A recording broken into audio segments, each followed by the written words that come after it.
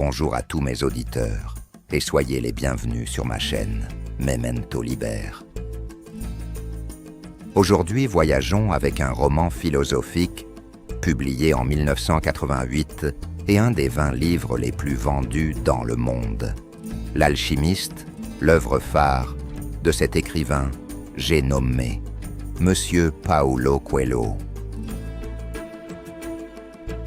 Le roman débute par le poème d'Oscar Wilde, Le Disciple, représentant le mythe de Narcisse sous un angle inhabituel.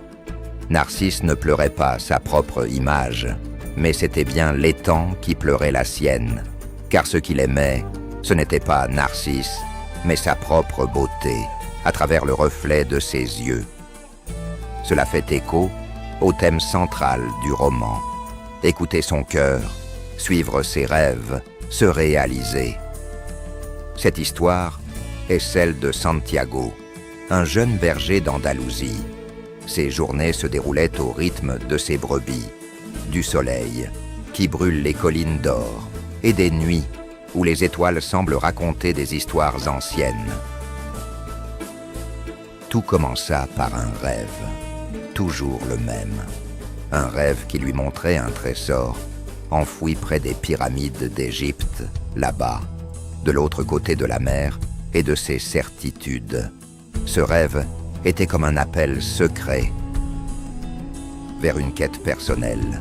Ainsi le berger s'arracha à tout ce qu'il connaissait. Il s'élança vers l'inconnu, riche seulement de son courage et de sa foi fragile. Le voyage fut rude. Il connut la pauvreté, les illusions, la solitude dans le désert immense. Mais chaque épreuve avait un visage de maître, à Tarifa, un marchand de cristaux qui lui apprit la patience. Dans le désert, un Anglais obsédé par les secrets de l'alchimie. Le désert lui-même, qui dans son silence d'or, lui enseigna la parole du monde. Puis, il y a eu Fatima. Elle apparut comme une oasis, surgie du cœur du sable, belle, calme, lumineuse. Santiago comprit d'un seul regard que certaines rencontres sont des signes envoyés par l'univers. Aimer Fatima, c'était comprendre que le trésor qu'il cherchait pouvait avoir 1000 visages. Mais le désert n'accorde rien à ceux qui renoncent. Alors Santiago poursuivit sa route et rencontra l'alchimiste, un homme capable de transformer le plomb en or, mais surtout de révéler aux âmes ce qu'elles ignorent d'elles-mêmes. Guidé par cet étrange maître, Santiago apprit que l'univers parle par symbole, par vent, par pressentiment. Que le vrai courage n'est pas de combattre, mais d'écouter. Qu'en suivant son cœur, on finit toujours par rencontrer le trésor, même si ce trésor n'est jamais là où on l'attend. L'alchimiste est rempli d'allégories, de figures de style et de messages. Il nous enseigne que le rêve est un appel et non une illusion, que l'univers aide, mais seulement celui qui agit. Il symbolise la transformation de l'âme.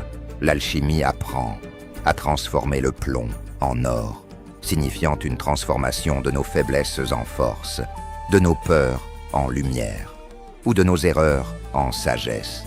Il nous enseigne également une langue totalement oubliée, celle du langage des oiseaux.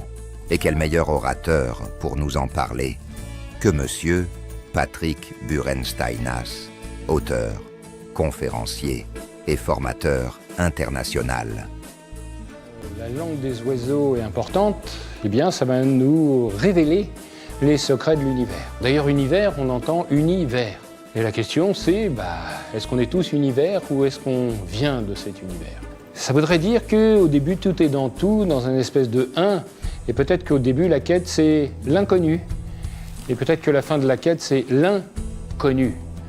Retrouver, partir de ce qui est un en étant fractionné, et de fractionner pour retrouver au un. Alors notre homme, notre apprenti sage, eh bien, il va faire un certain nombre de pas à l'intérieur de ce monde.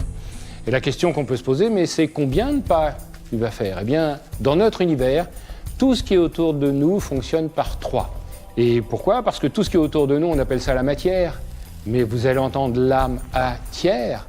Mais s'il y a un tiers d'âme, c'est qu'il y a 2 tiers d'autre chose, donc forcément 3 passages. Eh bien, notre apprenti sage, eh bien, il va faire ces 3 passages. D'ailleurs, le chemin qu'il va suivre ne lui appartient pas, puisqu'il l'emprunte. Ça veut dire qu'un, ça ne lui appartient pas, et que 2, c'est à chaque pas qu'il va révéler, qu'il va découvrir, comme s'il retirait des voiles du chemin pour trouver la vérité qui est derrière. Alors, il va prendre cet enseignement, il va continuer son chemin de la vie à la mort en faisant 3 passages. Et il va imaginer que ce chemin, il n'est pas capable de le faire tout seul. Alors, il va le demander à des intercesseurs. Il va demander, par exemple, à des anges. Mais les anges, on sait où c'est aujourd'hui, car on entend « ange ». Il y a des livres qui restent figés dans la pierre, dans le temps. L'alchimiste de Paulo Coelho est l'un d'entre eux. Intemporel, il ouvre une porte secrète dans le cœur du lecteur. Une porte que l'on ne referme jamais tout à fait. Paulo Coelho a façonné une fable universelle, aussi limpide qu'un ruisseau, aussi profonde qu'un désert. Il rappelle que le monde conspirera toujours en faveur de celui qui a le courage de suivre son rêve. Il rappelle que le trésor n'est jamais au bout du voyage, mais dans le voyage lui-même, et dans l'être que nous devenons en osant le vivre. Alors un grand merci, Monsieur Coelho, pour ce conte, où la magie embellit notre âme, et où lire délivre les cœurs. Et merci à vous, mes auditeurs, qui êtes toujours de plus en plus nombreux. Alors en attendant une autre vidéo sur ma chaîne, prenez soin de vous.